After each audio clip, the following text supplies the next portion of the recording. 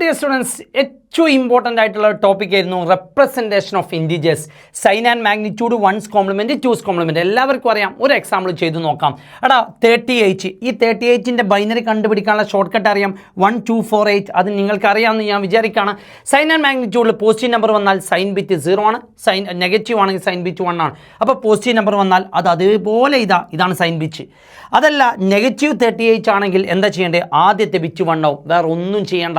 അതേപോലെ once കോംപ്ലിമെൻറ്റിൻ്റെ കേസിലാണെങ്കിൽ positive number ആണെങ്കിൽ no change, negative ആണെങ്കിൽ എല്ലാ 0നെയും 1 ആക്കുക, 1നെ 0 ആക്കുക. അങ്ങനെയാണെങ്കിൽ പോസിറ്റീവ് നമ്പർ ആണെങ്കിൽ ഒന്നും ചെയ്യേണ്ട, അത് അതുപോലെ നെഗറ്റീവ് ആണെങ്കിൽ ഈ 0നെ 1 ആക്കുക, 1നെ 0 ആക്കുക. അതുപോലെ ടൂസ് കോംപ്ലിമെൻ്റ് ആണെങ്കിൽ എന്താ ചെയ്യേണ്ടടാ?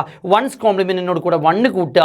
നെഗറ്റീവിൻ്റെ കേസിലാണെങ്കിൽ പോസിറ്റീവ് ആണെങ്കിൽ ഒന്നും ചെയ്യേണ്ട, 1 ആഡ് ചെയ്ത് കോൺസെപ്റ്റ്. അപ്പോൾ ഇതിനോട് കൂടെ ജസ്റ്റ് 1 ആഡ് ചെയ്യുക. 1 ആഡ് ചെയ്യുമ്പോൾ 0 ക്യാരി 1, 1 0 1 1 0 1 1. സെറ്റല്ലേ? അപ്പോൾ ഒരൊറ്റ കാര്യം നിങ്ങൾ ചെയ്യേണ്ടത്, മക്കളെ ഷോർട്ട് കട്ട് എല്ലാവർക്കും അറിയാം. 1 2 4 8 16 32 അറിയാം. അങ്ങനെയാണെങ്കിൽ 75 49 എന്താണെന്നുള്ളത് ഒന്ന് കമൻറ്റ് ചെയ്യും.